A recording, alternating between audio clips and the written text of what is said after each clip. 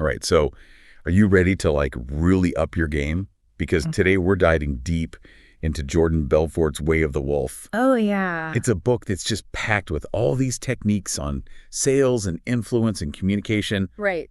And I mean, when you really think about it, those are like the skills that can really make or break a lawyer's career. Yeah, absolutely. Right. I mean, I think Belfort's background might be in sales. Yeah. But what's so fascinating is how these concepts, you think of as salesy can actually apply to the legal field. Right.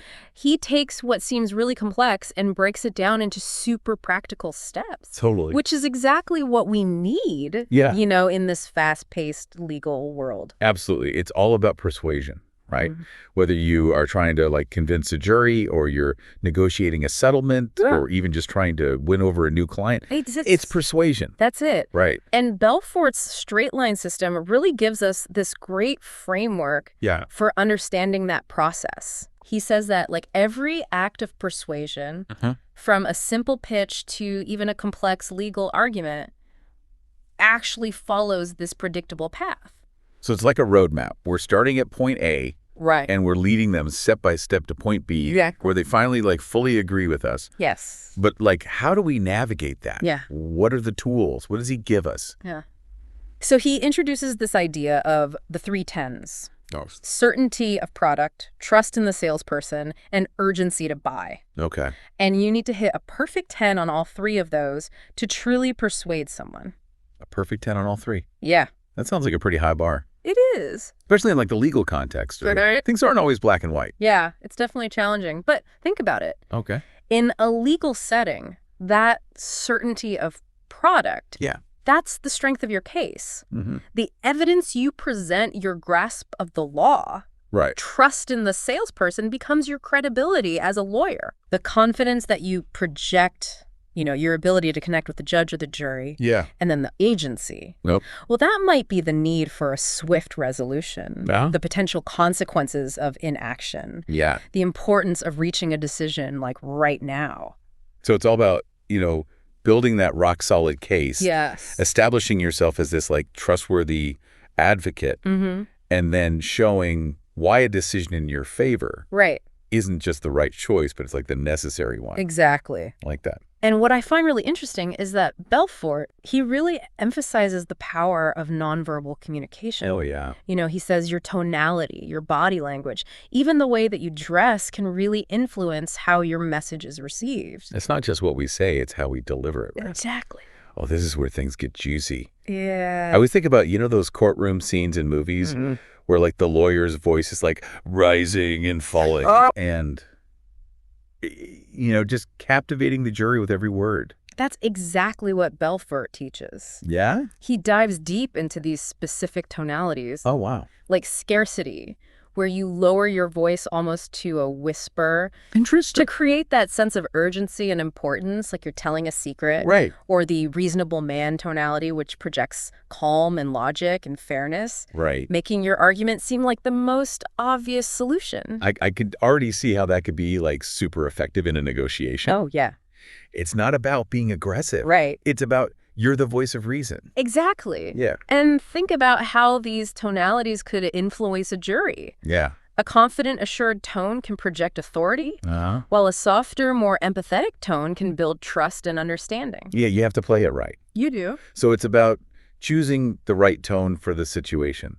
Right. Understanding these subtle nuances of how our voice can shape perceptions. Man, this is really making me rethink how I present myself in court, in client meetings, even just in everyday conversations. And it goes beyond just your voice. Oh, really? Belfort also talks about the importance of body language, what he calls wrapping your package. Wrapping your package. Okay. He emphasizes the power of first impressions.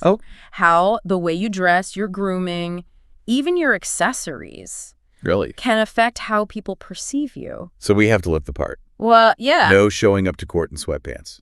Well, I mean, comfort is important, but think about the message you want to send.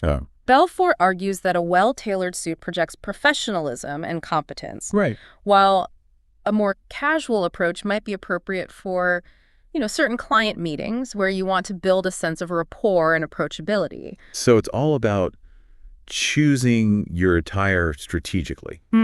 considering your area of law, right, the context of the meeting, yeah, and the impression that you want to make. It's like we're creating a persona, yeah, a visual representation of our expertise yes. and our credibility. And that's exactly what Belfort is getting at. I love that. It all ties back to that idea of persuasion. You're consciously shaping perceptions to achieve your desired outcome. That's awesome. It is. Now, you know, beyond that outward presentation, Belfort really emphasizes the power of connecting with people, like on a deeper level. He talks about active listening. Right. And it's not just about like hearing what someone is saying. It's about truly understanding, you know, where they're coming from. I think we all like to think we're good listeners. Right. But active listening, as you're describing it, it sounds like a lot of work. It is. How does Belfort suggest we actually do this? Yeah. Especially in like a legal setting. So he has this fascinating technique called mirroring. Mirroring? Where you subtly try to match your prospect's tonality and body language, almost like you're reflecting their energy back to them. It's like you're creating this like unspoken bond. Yeah. Like showing them that you're on the same page. Right. But doesn't that run the risk of seeming like manipulative? Yeah, that's the key. Okay. It has to be genuine. Right. Belfort is very clear that these techniques are not about trickery. Yeah. They're about building real rapport. Okay. It's about, you know, paying attention to their posture, their gestures, even their breathing. Wow. And subtly adjusting your own behavior to create that sense of harmony. So if I'm meeting with a client and they're speaking like in a soft, hesitant tone, I might want to mirror that by like leaning in and lowering my own voice. Exactly. Right. It's about finding that sweet spot where you're reflecting their energy without like mimicking them. Right. You know, outright. Yeah. It's about creating that subconscious connection that makes them feel heard and understood. Thinking back to my own experiences in court, I'm realizing how powerful like those subtle cues can be. They are. Even a simple nod or a well-placed, I understand, can make a huge difference in how the jury perceives you. Absolutely. And this becomes even more important when you're on the phone, right, where you don't have those visual cues. Your tone of voice and those small verbal affirmations, those are your tools for building rapport. That's a great point. Yeah. Especially for lawyers who spend, you know, hours each day on the phone with clients, colleagues, opposing counsel. It's true. So let's talk about something that's inevitable in any area of law. Sure. Objections. Yeah. How does Belfort suggest we handle those moments when someone pushes back against our ideas? Belfort argues that objections shouldn't be seen as roadblocks, as opportunities. Interesting. He sees them as like these smoke screens for uncertainty. And he provides some really interesting techniques for addressing them. So instead of getting like defensive or frustrated, we should see objections as a chance to really delve deeper into the other person's concerns, like uncover what's really holding them back. Yeah, you got it. Okay. He introduces a technique called looping. Looping. Where you acknowledge the objection. You address it briefly, and then you skillfully guide the conversation back to the points you've already established. So you're not ignoring the objection. Right. But you're also not letting it like completely derail your argument. Exactly. You're essentially weaving it into your narrative, using it as a springboard to reiterate those main points. It's like you're building a bridge, leading them back to solid ground. That's a good way to put it. Can you give me like an example Sure. of how this looping technique might play out in a legal setting? So imagine you're in court and you're presenting evidence and the opposing counsel objects. Right. Instead of getting flustered, you might say something like, I understand you're concerned about the admissibility of this evidence, but I want to remind the court that it directly supports the testimony we heard earlier, which clearly demonstrates. So you're acknowledging their concern. Right. But then immediately pivoting back to your core argument, reinforcing the points that are most favorable to your case. Precisely. And that's the beauty of Belfort's approach. Yeah. He provides these practical techniques that can apply to, you know, all sorts of legal scenarios, whether you're in the courtroom negotiating a settlement or even just advising a client. This is all incredibly insightful. But I have to ask, Belfort's personal history is a bit controversial, right? It is. How do we reconcile these like really powerful persuasion techniques with his past? It's a valid question. Yeah. Belfort's background is definitely colorful, but that doesn't negate the effectiveness of his methods. Right. He's very upfront about his past mistakes. Okay. And he stresses the importance of using these techniques ethically. So it's all about harnessing these tools for good. Yeah. For advocating for our clients, for pursuing justice. Right. Ultimately, for using persuasion to make a positive impact. I like that. Yeah. Now, before we wrap up, okay, I want to circle back to something you mentioned earlier. Sure. The action threshold. Oh, yeah. Can you remind me what that is? Yeah. And how it plays into Belfort's straight line system? So the action threshold is all about understanding how much convincing a person needs before they're ready to make a decision. Some people are naturally decisive, while others need a lot of reassurance and information before they'll take action. It's like a spectrum, right? Right. With some people ready to sign on the dotted line immediately, and others need like a lot more hand-holding before they take action. How do we figure out where someone falls on that spectrum? Yeah. Are there any clues we can look for? Belfort says pay attention to their behavior. Okay. Are they asking a lot of questions? Do they seem hesitant or skeptical? Okay. Those are signs of a high action threshold. Gotcha. They need more convincing. Okay. More evidence, more reassurance before they feel comfortable moving forward. So if I'm in a client meeting and they're just like grilling me with questions, that's a good indication that like I need to slow down. Exactly. Provide more details, really address their concerns. Yes. Head on. Yeah. And on the flip side, okay, if someone is nodding along, eager to get started, they probably have a lower action threshold. Makes sense. They're more decisive. Okay. They require less convincing. So with those clients, we can focus more on like building rapport, highlighting the key benefits, and just making it super easy for them to say yes. Exactly. It's about tailoring your approach to their individual decision-making style. I like that.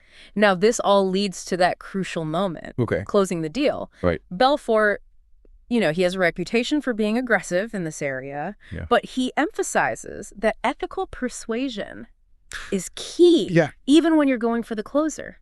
That makes sense. Yeah. We want to be persuasive, but not pushy. Right. How do we strike that balance? Yeah.